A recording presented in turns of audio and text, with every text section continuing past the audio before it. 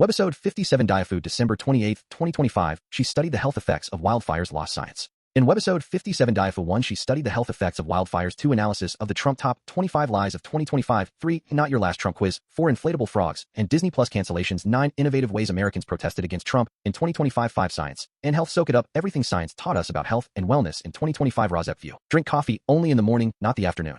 Eat fruit. Gargle with pickle juice to stop a charley horse. 6, electric vehicles. Clean energy. Before electric vehicles became political, there was the Toyota Prius 7 resistance to Trump at protests. Lots of boomers, few young people. Why? A guest essay offered several possible explanations. Young and older readers offer their own letters to the editor. 8, a United Kingdom far right Nigel Farage, an ally of Trump. Nigel Farage, of course, he abused pupils. Ex-Dulwich teacher speaks out about Farage racism claims. 8, b United Kingdom far right Nigel Farage, an ally of Trump. Nazi salutes and racism. The allegations about the Nigel Farage school days. A podcast. This article is more than 1 month old. 8, c United Kingdom far right Nigel Farage, an ally of Trump. U.S. capitalism casts millions of citizens aside, yet Badenoch and Farage still laud at right-wing parties want to follow in the U.S. footsteps of minimal government intervention, but at what cost?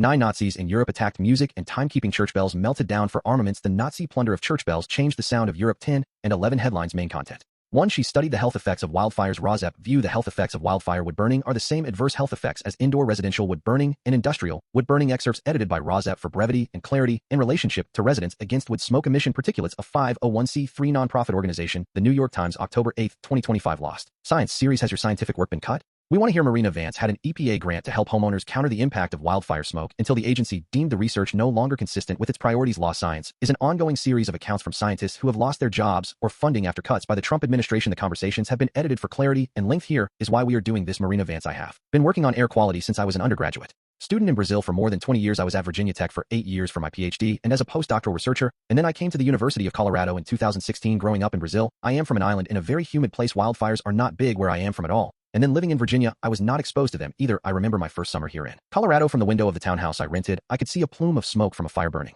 in the Flatiron Mountains. When I stepped out of my townhouse, I could see that plume far away, and I could smell the smoke. And I thought, this is really important. I got a grant for $549,000 to study wildfires. I was inspired by the movie Twister. Scientists collecting samples out into the real world. The idea was to hunt the wildfire wherever it might be. We wanted to be in a place where folks would be sheltering in their homes if there is a wildfire. You are going into your home, and you are going to close all the doors and the windows. The walls, the windows, and the doors and houses act like a filter, but there is very little data saying what happens to the distribution of particle sizes as they penetrate a home. The size of a particle dictates where it ends up. The particles that are really small stick to some surface, so they are gone from the air. The particles that are really big are more likely to settle through gravity. And then you have these particles that are in between hundreds of nanometers in size that stay suspended in air longer. They are more likely to be inhaled. So we were thinking about finding these homes measuring particulate matter indoors and outdoors. We were going to develop interventions that were cheap and easy for people to use, portable air cleaners, that sort of thing. The grant was to be spent in 3 years. The plan was to do the research until August 2026. I recruited this fantastic new student to be the new PhD student for this project. Her first real deployment, which turned out to be the only one, was the Elk Fire in Wyoming in September 2024. We rented a house, and she drove about 6 hours to get there. She was able to sample the air in the house indoors and outdoors. If we deploy an air cleaner in this room, how well will it do with the wildfire smoke?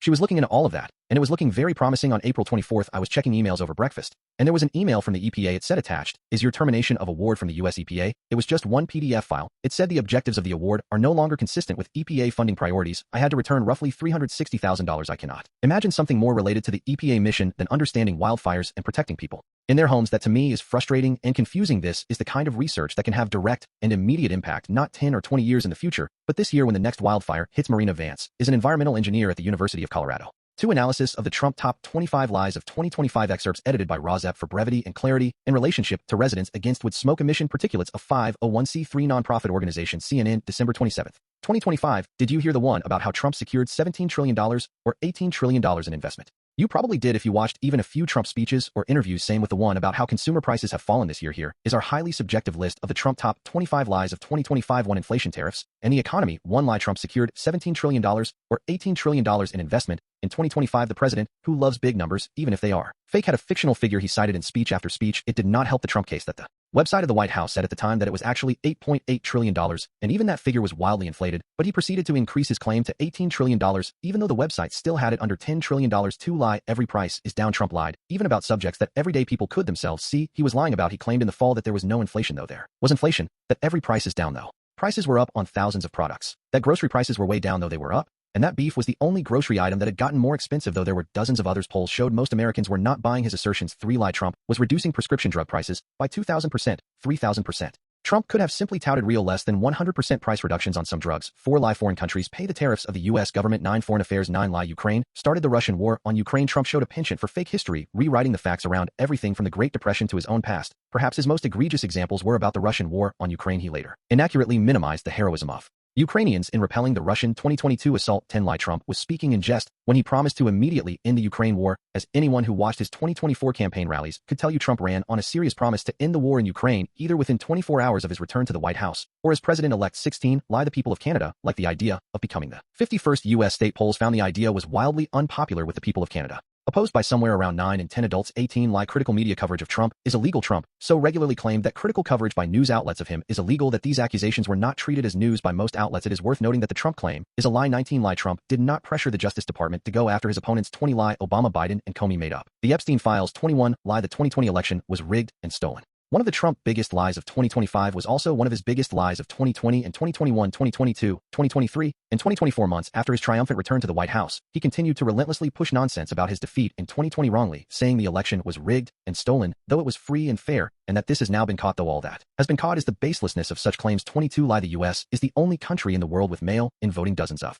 other countries use mail-in voting, including Canada, the United Kingdom, Germany, Australia, and Switzerland. 23 healthcare legislation, and Democrats. 23 lie babies get 80+ vaccines at once. Few political lies are as potentially harmful as lies about vaccines, and Trump delivered a flurry of those too, making up numbers again. He falsely claimed in September that you have a little child, a little fragile child, and you get a vat of 80 different vaccines, I guess 80 different blends, and they pump it in. He falsely claimed in October, you give 82 vaccines and a shot to a little baby that has not even formed, yet babies do not get 80 or 82 different vaccines in total, let alone all at once, and different vaccines are not mixed together in a vat. 24 lie the Trump big domestic policy bill did not change Medicaid. The bill made major changes to Medicaid rules, reduced federal funding for the program by hundreds of billions of dollars, and was expected by the nonpartisan Congressional Budget Office to result in millions more people being uninsured in 2034. 25 lie the domestic policy bill was the single most popular bill ever signed. As with prices, Trump portrayed up as down on his poll numbers. Multiple polls showed that the big domestic policy bill was highly unpopular, more unpopular than any major bill passed in more than 30 years. 3 Not Your Last Trump quiz excerpts edited by RAWSEP for brevity and clarity in relationship to residents against wood smoke emission particulates. A 501c3 nonprofit organization. The New York Times, December 26, 2025. Heck of a time we have had, right? Time to see how much you remember about a year that began with Trump and ended with Trump. 7 of 14 RFK Jr. has continued to make news as the Secretary for Health and Human Services, particularly when it comes to opposing shots for children. A close ally, Del Bigtree, told the nation that God is against vaccines. 14 of 14. One bit of good news in 2025, no hurricanes made landfall in the United States. This gives us an opportunity to recall the time in 2018 when Hurricane Florence battered the Carolinas, with Trump calling it one of the wettest we have ever seen from the standpoint of water. 4 Inflatable frogs and Disney Plus cancellations. 9 Innovative ways Americans protested against Trump in 2025 excerpts edited by RAWSEP for brevity and clarity in relationship to residents against wood smoke emission particulates. A 501c3 nonprofit organization. The Guardian, December 27, 2025. Historically, when organizers have used tactical innovation, movement activity has peaked. Huge cuts to healthcare science and the U.S. program against hunger immigrants. Dragged from cars and courthouse hallways. Rising authoritarianism, corruption, and behavior against democracy. These are just some of the reasons pushback against the Trump administration is growing with each passing day. While traditional marches, such as the massive No Kings protests, are a critical part of any resistance movement, a sociologist has shown how tactical innovation, the introduction of creative or novel protest methods, was a key part of the success of the civil rights movement. In the U.S., historically, when organizers established new tactics, movement activity peaked. 2025 has seen a torrent of new, innovative, and highly effective protest tactics employed against Donald Trump and his administration. 2 Inflatable frogs. The Portland Frog Brigade is a group of activists who don inflatable frog costumes. The whimsical inflatables are an approach known as tactical frivolity, a form of protest designed to underscore the ridiculousness of the overreaction from police or other militarized forces. 4 Tesla takedown. Elon Musk once extolled the evils of the fossil fuel industry, but his increased involvement in right-wing politics and Doge cuts and layoffs turned the richest person on earth into a supervillain. For a coalition of climate activists fired federal workers and advocates against Trump since February. The hashtag Tesla takedown grassroots movement has included thousands of protesters outside various showrooms around the U.S. Former fans selling their Tesla scores of anti-Elon Tesla Club,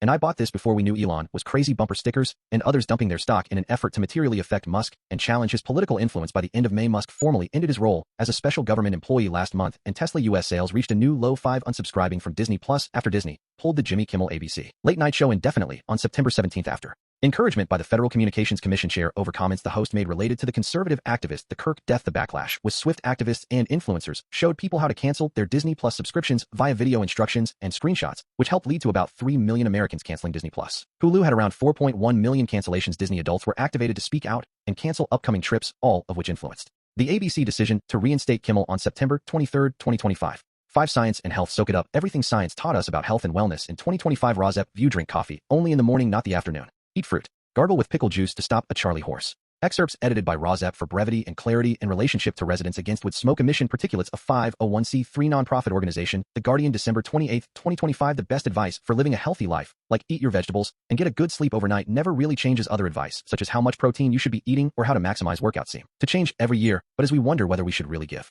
Sauerkraut. Another go. RAWSEP advises you rinse the sauerkraut well before eating to reduce sodium. Science marches on making tiny strides towards improving our understanding of what is helpful. One cold after training is probably bad. When young athletes plunged one leg into chilly water after a resistance workout, it reduced blood flow and the delivery of amino acids, which would actually stunt rather than promote muscle growth too. Beet juice is good again. You could also try nitrate-rich alternatives such as spinach. 3 Exercise seems to help with internet addiction. Increased use of short-form video and scrolling interfaces are associated with poorer cognition, reduced attention, and more stress. Physical activity might help to quit exercise interventions, reduced internet addiction, and improve the psychological symptoms of college students suffering from it. The open motor skills you use when you are forced to make quick decisions are more effective than closed ones, such as lifting weights or swimming laps. 4 Gargling with pickle juice can stop cramps after sports activities. Sports people have been glugging pickle juice for a while. It is a source of electrolyte, sodium and potassium in particular, but the effect against cramps seems to come from the sour taste, which stimulates reflex signals that make muscles relax. The good news is that you do not even need to drink the juice for it to do the job. Swilling it around in your mouth can work, with a previous study suggesting it can take effect in 35 seconds. 5 Eating more fruit might protect your lungs from pollution. It is not ideal that 90% of the global population is exposed to air pollution levels that exceed WHO guidelines. If you are looking to offset the effects of dirty air, new research suggests that diet could offer a backup. A study out in September using UK Biobank data from about 200,000 people found that a healthy diet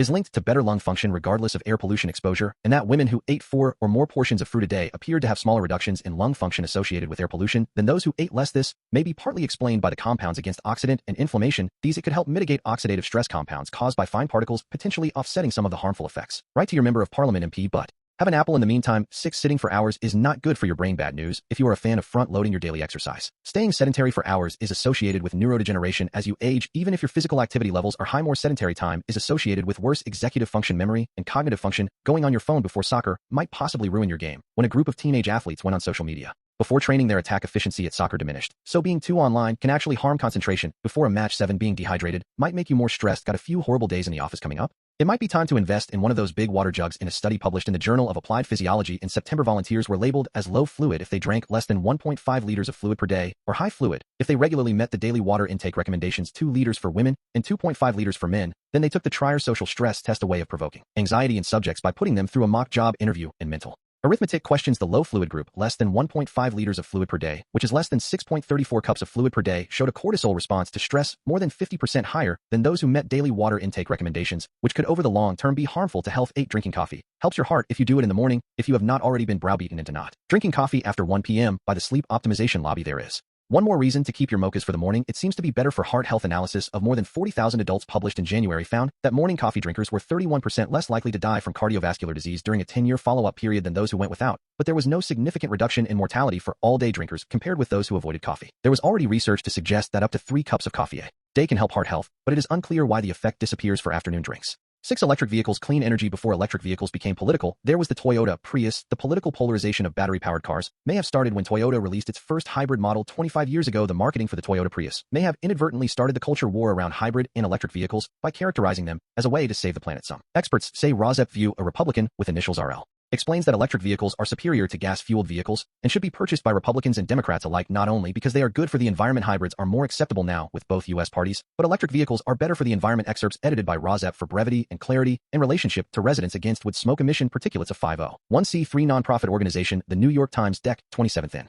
a different world, an electric vehicle would be just another car, but in the hyper-partisan climate of today, battery-powered cars carry not just passengers, but a punishing load of political and cultural baggage. Supporters may view electric cars as heroes helping halt climate change or making American automakers more competitive around the world, but others see in them the heavy hand of government pressuring consumers to ditch gasoline, whether they are ready to or not. Throw in Elon Musk and his highly charged social media commentary, and even loyalists of his car company Tesla may no longer know whom or what to believe in. EVs have become such a partisan thing that they are not defined as cars, said a Republican strategist who leads the EV Politics Project and EVs for All America, which aim to make electric cars less political. It is like we are having political fights over toasters. To industry experts, the seeds of this poisonous debate may have been planted inadvertently 25 years ago with a humble shoebox-shaped sedan. The Toyota Prius, the groundbreaking 2001 Prius, kicked off an era of gas-electric hybrids and built the Toyota reputation as the global leader in green cars. RL, the Republican, said Toyota had used marketing that implied that buying a Prius was a way to save the planet. That excited liberals, but drew a strong backlash from people less attuned to environmental issues. Nissan made a similar choice with the Leaf, its electric vehicle, in 2010, he said in one Nissan TV, at a polar bear hugged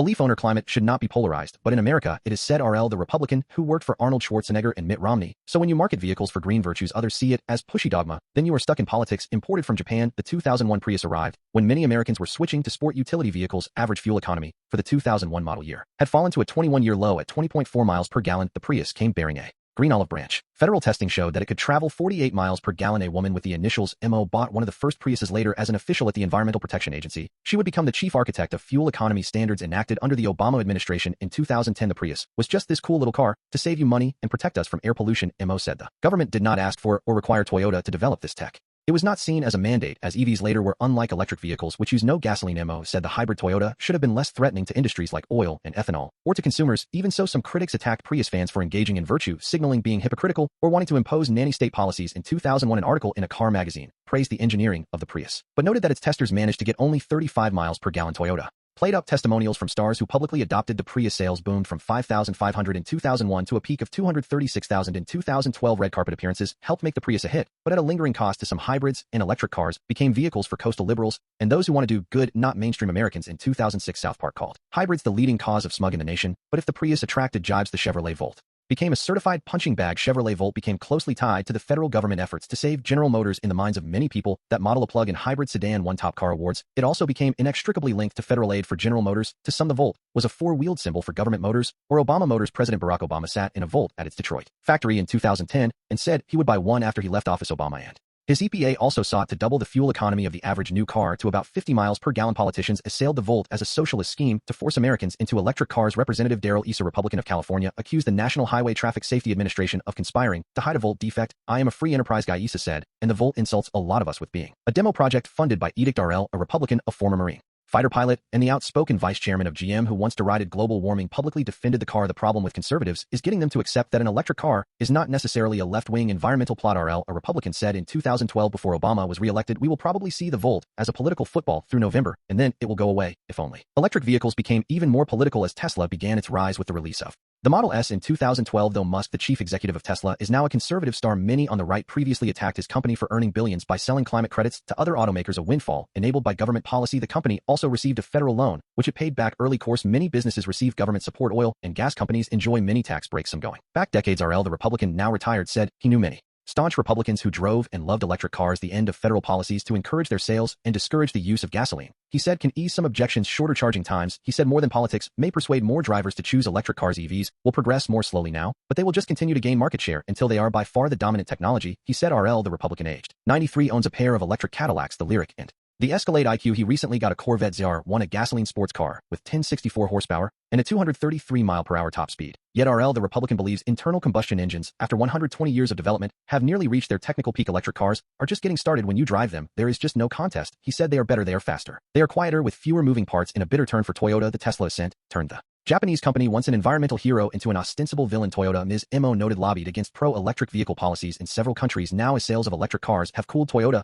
and its hybrids are back in vogue. Other automakers are rushing to offer more hybrids, and hybrids are rarely attacked by politicians or in popular culture with political temperatures hot enough to fry a battery. RL, the Republican, said he advised automakers to not tout environmental benefits of electric cars because people either know about them or do not base buying decisions on them. Automakers should instead lead with the zesty performance of the electric model. Hushed interiors, energy savings, easy maintenance, or new technology, these cars can win a fair fight as vehicles for most people, he said in the November survey by the group of RL, the Republican, of the public views about electric vehicles. 48% of people who identified themselves as Republicans held an unfavorable view of these cars versus 22% of independents and 14% of Democrats. Conservative opposition has softened somewhat, RL, the Republican, said. He added that 40% of respondents identified as Republican, so if automakers cannot crack the Republican consumer market, he said, EVs will never become as big as we need. 7. Resistance to Trump at protests, lots of boomers, few young people. Why? A guest essay offered several possible explanations. Young and older readers offer their own letters to the editor. Excerpts edited by RAWSEP for brevity and clarity in relationship to residents against wood smoke emission particulates. A 501c3 nonprofit organization. The New York Times, Dec. 27, 2025. Photo of a group of older adults protest with a flag sign that says "We the People." Letter to the editor regarding "Where are the young people in the fight for democracy?" by Brendan Nyhan. Opinion guest essay November 30th, 2025. Professor Nyhan was correct to point out the generational factor in the No Kings movement. I attended 2 No Kings rallies where my own boomer generation was dominant. I would suggest a reason for the age disparity not mentioned by Professor Nyhan. He noted that young people protested more vigorously against specific wrongs, while No Kings was about something more general, the degradation of our democracy and the loss of our moral standing under President Trump. I do not think younger people feel this degradation as keenly as boomers. We grew up proud of our country and what it stood for. Many of our fathers had served in World War II. We thought of the US as the country that freed Europe from Nazi despotism and cruelty. When I say we, I mean largely white middle-class kids like me, and of course as children we were naive about many things including the shortcomings of the US. Vietnam and Watergate disabused us of some of that naive faith. But most of us never lost the idea that there was something special about the US in a moral sense. I do not think succeeding generations were brought up that way, and perhaps they have a more realistic view that the US is no better or worse than other countries. What Mr. Trump has done and what he represents seemed to many boomers like a repudiation of everything we grew up believing in. P.S. West Orange, Virginia. Letter to the editor. I was one of the young people who attended the No Kings protest in October. I was dragged there by one of my more politically motivated friends. It is not that I do not despise President Trump and what he is doing to our country. It just feels hopeless. A part of me asks, why protest if we are going to be ignored anyway? KX New York. Letter to the editor. Most of Gen Z have grown up with a steady diet of social media that focus on short visual clips. Events like the abandonment of the sciences and institutions of higher learning do not have the same visual impact. Many boomers like me see the threat to democracy and react by protesting, not just for our generation, but more important for the Gen Z and generations to follow. PD. Eastham, Massachusetts. Letter to the editor. On campus, chapters of Democracy Matters tells a different story. An upsurge of students, especially the fall freshman class, has embraced activism for democracy, while not yet joining off-campus protests in large numbers. JDM New Paltz, New York. Letter to the editor. Gen Z are the least knowledgeable of any existing generation in American civics, history, and politics. Starved of a critical knowledge base, they lack a critical context for Gen Z. The Trump outrageous conduct and that of his Republican enablers are the only political behavior they have ever known. TGK, Pasadena, California. Letter to the editor. In addition to the fear of arrest or harassment, young people also bear disproportionate risk to their livelihoods by being at these protests. The modern workplace expects an enormous degree of political camouflage for any young person who wants to stay employed. I have been asked to explain my presence in a picture of a protest that I attended in 2017. For many of us, being present at one of these protests would mean sacrificing our only income in a hostile economy. 8A United Kingdom. Far-right Nigel Farage, an ally of Trump. Nigel Farage, of course, he abused pupils. An ex-Dulwich teacher speaks out about Farage racism. Claims photo of Chloe Deacon, then a young English teacher taking part in a Dulwich College charity fundraising event. In 1981, Chloe Deacon tells how she wrote to Dulwich College master to argue against the Farage nomination as a student prefect at her school. Excerpts edited by RAWSEP for brevity and clarity in relationship to residents against wood smoke emission particulates. A 501c3 nonprofit organization, The Guardian, December 28, 2025. It was 1981 and Nigel Farage was turning 17. He was already a figure of some controversy, as would become a lifelong habit among the younger pupils and staff at Dulwich College in Southeast London. I remember it was either in a particular English lesson or a particular form period that his name came up, said Chloe Deacon, then a young English teacher, of a discussion with a class of 11 and 12-year-olds. There was something about bullying, and he was being referred to quite specifically as a bully, and I thought, who is this boy? Deacon conferred with colleagues in the staff room who corroborated accounts of harassment of fellow pupils and of the Farage apparent fascination with the far right, including claims that he had been goose-stepping on combined cadet force marches. But initially, I had heard it from boys. She said, I was shocked to hear that this Dulwich boy was apparently getting away with this kind of behavior at cadet camp, etc., and I thought, this is seriously out of order. It is horrible. Despite the chatter in the playground and staff room, Farage was put on a draft list of prefects by the head teacher David Emps and his deputy Terry Walsh. There was a meeting where strong views were aired, though Emps and Walsh were of the opinion that Farage was naughty rather than being a malevolent racist. So when I heard that the Farage name was on the finalized prefect list, I was appalled, and that was why I wrote independently to Emps, because I felt strongly about it, and I still do. Deacon recalled the Deacon letter of June 1981, first revealed on television in a report in 2013, is uncompromising. She has never spoken before of this episode, with the letter written after Farage turned 17, emerging only as a result of her having given a copy of it to a senior teacher at the time, as was the practice at the school. She wrote, you will recall that at the recent and lengthy meeting about the selection of prefects, the remark by a colleague that Farage was a fascist, but that was no reason why he would not make a good prefect, invoked considerable reaction from members of the staff common room. Another colleague who teaches the boy described his publicly professed racist and neo-fascist views, and he cited a particular incident in which Farage was so offensive to a boy in his set that he had to be removed from his lesson. Yet another colleague described how at a combined cadet force camp organized by the college, Farage and others had marched through a quiet Sussex village very late at night shouting Hitler Youth songs. And when it was suggested by a master that boys who expressed such views do not really mean them, the college chaplain himself commented that on the contrary, in his experience, views of that kind expressed by boys of that age are deep-seated, and they mean it. The letter concluded, you will appreciate that I regard this as a very serious matter. I have often heard you tell our senior boys that they are the future leaders of the UK. It is our collective responsibility to ensure that these leaders are enlightened and compassionate. Some commentators have argued that pressing current issues such as ensuring that Jews and others can live safely in our communities are more important than the events of the Farage school days. Some 40-odd years ago, of course, current issues do need addressing urgently, but we should also remember that the small seeds of large issues find space to grow and flourish wherever prejudice, discrimination, victimization, and persecution are permitted to go unchallenged. 8B United Kingdom. Far-right Nigel Farage, an ally of Trump. Nazi salutes and racism. The allegations about the Nigel Farage school days. A podcast. This article is more than 1 month old. Excerpts edited by RAWSEP for brevity and clarity in relationship to residents against wood smoke emission particulates. A 501c3 nonprofit organization. The Guardian, November 20th, 2025. Former pupils at Dulwich College have made shocking claims about the behavior of the reform leader at school, which he denies. But 40 years ago, a critic of Nigel Farage was a nervous boy starting out at Dulwich College in South London. I was 13. I had come from a fairly small school into this slightly intimidating kind of Gothic structure that was huge. He loved performing and soon found his niche in drama. But one boy shocked him, Nigel Farage. Once he found out I was Jewish, you know that was it. I have this incredibly clear memory of him persistently heckling and hectoring me as a Jew. He would kind of come up to me, wherever we were, might be in the classroom, it might be in the school grounds, and he would say things like Hitler was right and gas them, and SS the sound of gas escaping basically. It has made him watch with growing anxiety the rise of Farage, and he is not alone in his claims that Farage made anti-Semitic statements and used racist language at school, says a reporter. Over the years, Farage has denied that he was racist and anti-Semitic at school. The former schoolboy says being prime minister is not any job. You can change a country, you can change a culture. The people deserve to know absolutely as much as possible about you, about your character, and that is what we set out to look at. 8C United Kingdom far-right Nigel Farage, an ally of Trump. U.S. capitalism casts millions of citizens aside, yet Badenoch and Farage still laud at right-wing parties want to follow in the U.S. footsteps of minimal government intervention, but at what cost? Excerpts edited by RAWSEP for brevity and clarity in relationship to residents against wood smoke emission particulates. A 501c3 nonprofit organization, The Guardian, December 27, 2025. RAWSEP View. This is sometimes a satirical view from the United Kingdom. From the satirical portion of the article excerpt. Next month, Donald Trump will welcome a poverty-stricken family to peruse his plans for a $300 million glitzy state ballroom in the White House. The event will be staged as part of National Poverty in America Awareness Month, the time every year when charities document the number of U.S. residents surviving on low incomes. RAWSEP View. The article excerpt goes back to U.S. reality. Of course, the president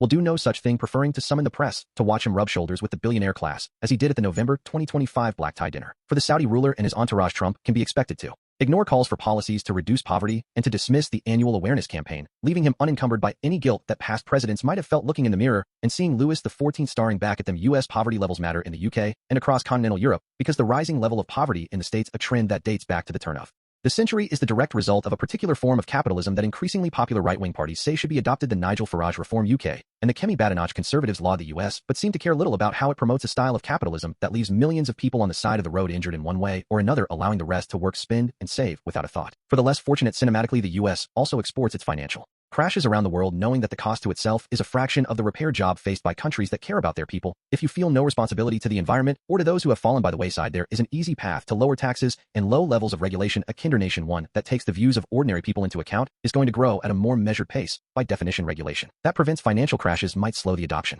of whizzy new financial products, but pays dividends. Should the worst be prevented or the effect minimized, it should be remembered that since 1929, it is reckless U.S. governments that have exported financial chaos, not the more careful custodians of UK or European financial centers. For those who think there must still be a way to grow at a faster pace, there are countless reports about how UK and European governments could do a better job. Mario Draghi, the former Italian prime minister and ex-head of the European Central Bank, provided a comprehensive critique of the lack of growth of Europe and provided remedies, most of them involving further integration. Draghi is no socialist, but his effort was socialistic taken in the round. His reforms in Italy and Europe were designed to pay for a large and munificent state. Farage and Badenoch are unsurprisingly resistant to the ideas that underpin the Draghi report, and the lesson from the US is that European markets are not integrated enough. They prefer to take other lessons from the US. Farage and Badenoch believe that financial markets should be set free, that monopolies are fine if they drive investment. The modern electorate of older people are the most susceptible to the Farage and Badenoch argument. The only aspect of the state that is sacred is the health service. For obvious reasons, everything else can be sacrificed to prevent the state from demanding more in tax from its citizens. The AfD in Germany, the National Rally in France, and the Giorgia Meloni Brothers of Italy party all subscribe to the same philosophy. In the UK, there is a clear correlation between those over 60 and those voting with frustration and anger to destroy the society created by older voters, without acknowledging the link to far-right parties on the continent. In the Trump White House, it is baby boomers who are coming out in favor of low regulation, of finance industry free to do its worst, and leaving charity to look after the least well-off. Those with more progressive views are in a minority in this age group. The government should make the case for gradualism and how it protects most people. It guards against disaster, and when disaster strikes, has the capacity to offer support where it is needed. It builds resilience. The U.S. casts its least fortunate aside in the most callous way. It is true that it always has, but these days its colossal wealth and income make that most direct action against the poor unnecessary. RAWSEP interjects that the rather direct action of denying food relief to U.S. citizens is a way of casting the poor in the U.S. aside. 9 Nazis in Europe attacked music and timekeeping. Church bells melted down for armaments. The Nazi plunder of church bells changed the sound of Europe as church bells chime and peal the new year. Historians say the looting of more than 150,000 bells during World War II left a sonic gap in the landscape. Photo of a bell inside the Dom Tower in Utrecht, the Netherlands. Thousands of Dutch church bells were destroyed by the Nazis, melted down for weapons and ammunition. A few of the oldest were protected as monuments marked with an M. Excerpts edited by RAWSEP for brevity and clarity in relationship to residents against wood smoke emission particulates. A 501c3 nonprofit organization, the New York Times, Dec. 27, 2025, in a diary entry in the summer of 1943, and Frank wrote that she had lost all sense of time. The bells in the tallest church tower in Amsterdam, the Westertoren,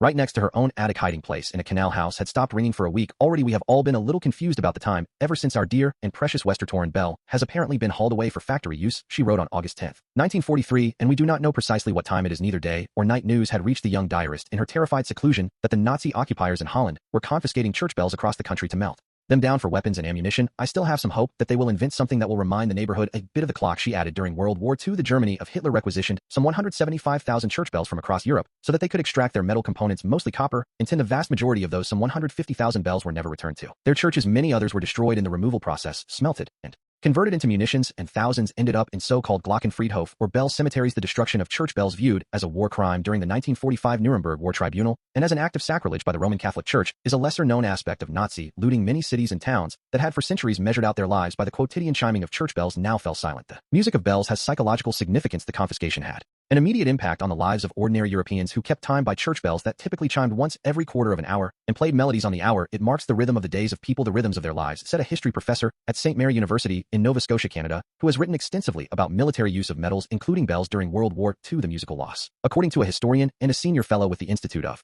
European Studies at the University of California, Berkeley, and founder of the Lost Music Project, left a sonic gap in the European landscape. The largest swinging bell of the Westerkirk was confiscated in early 1943 and returned by July, but did not start ringing again until November of that year. However, the 1658 carillon of the church was never removed. Of the 9,000 bells in the Netherlands before the war, 4,660 were never returned to their church towers, and Frank, along with her family, was discovered on August 4, 1944, and deported to a Nazi death camp, where she died when Holland was liberated in May 1945. Amsterdam residents gathered around the Westerkirk as the Dutch flag was hoisted up the tower and the national anthem played on the old carillon. The bell inside the Dom Tower in Utrecht, Netherlands, photographed on December 15, 2025, is named Maria. Headlines: The New York Times, December 28, 2025. Colorado Telluride ski slopes are empty as a labor dispute shuts down Telluride, Colorado. The New York Times. Electric vehicles, clean energy. Before electric vehicles became political, there was the Toyota Prius. The New York Times. Europe. The Nazi plunder of church bells changed the sound of Europe. The New York Times. Furniture. The new stealth recliners. The New York Times. Guinea goes to polls as ruling junta seeks legitimacy. The New York Times. Indonesia. Nusantara. The lure of a rising Asian metropolis. No traffic. The New York Times. Myanmar. In Myanmar, the election is called fake,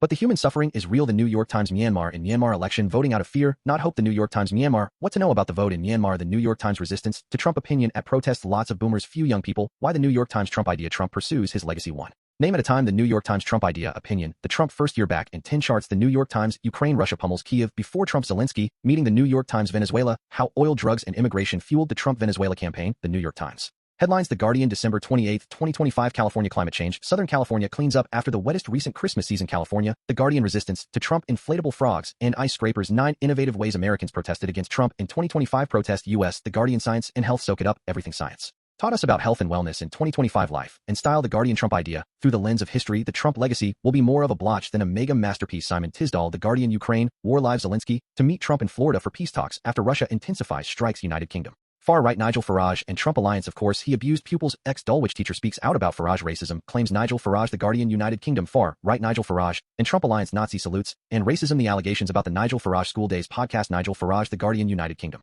Far-right Nigel Farage and Trump alliance. U.S. capitalism casts millions of citizens aside, yet Badenoch and Farage still laud it. Philip M. in The Guardian.